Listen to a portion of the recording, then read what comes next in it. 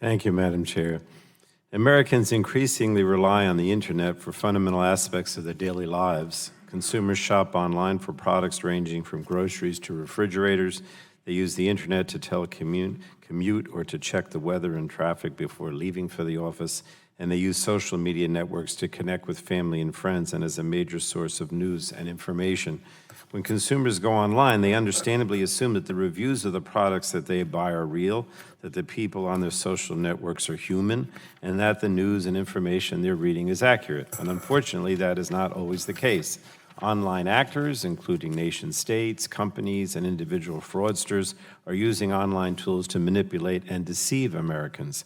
While some methods of deception are well known, many are new and sophisticated, fooling even the most savvy consumers. Today, technology has made it difficult, if not impossible, for typical consumers to recognize what's real from what's fake. And why exactly are people putting so much effort into the development and misuse of technology?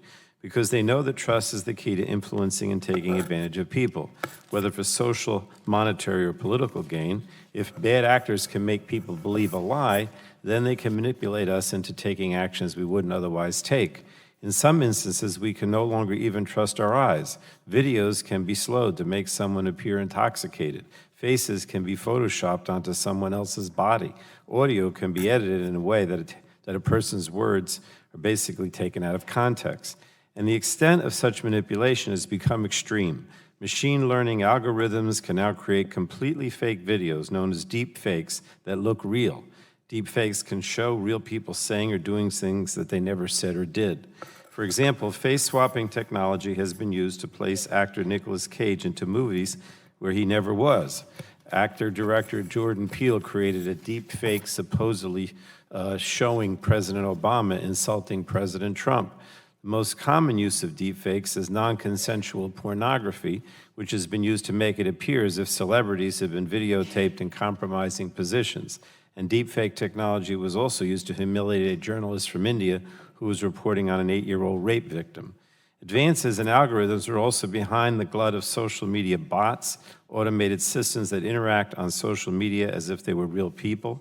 These bots are used by companies and other entities to build popularity of brands and respond to consumer service requests.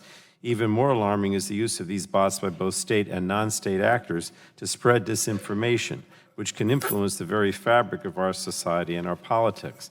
And manipulation can be very subtle. Deceptive designs, sometimes called dark patterns, capitalize on knowledge of our senses, operate to trick us into making choices that benefit the business. Have you ever tried to unsubscribe from a mailing list and there's a button to stay subscribed that's bigger and more colorful than the unsubscribe button? And that's deceptive design.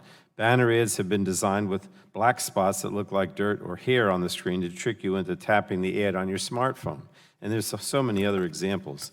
And since these techniques are designed to go unnoticed, most consumers have no idea they're happening. In fact, they're almost impossible for experts in types of techniques to detect.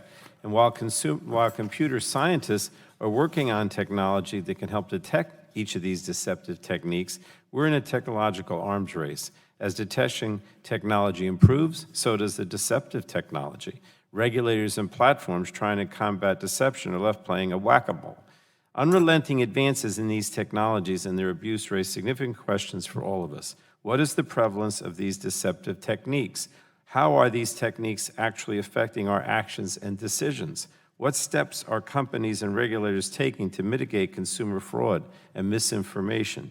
So I look forward to beginning to answer these questions with our expert witness panel today so we can start to provide more transparency and tools for consumers to fight misinformation and deceptive practices. Madam Chair, I just want to say I think this is a very important hearing. I was just telling my colleague Kathy Castor this morning about a discussion that we had at our chairs meeting this morning where the topic was brought up. And I said, we're having a hearing on this today. So this is something that a lot of members and obviously the public care about. So thank you for having the hearing today.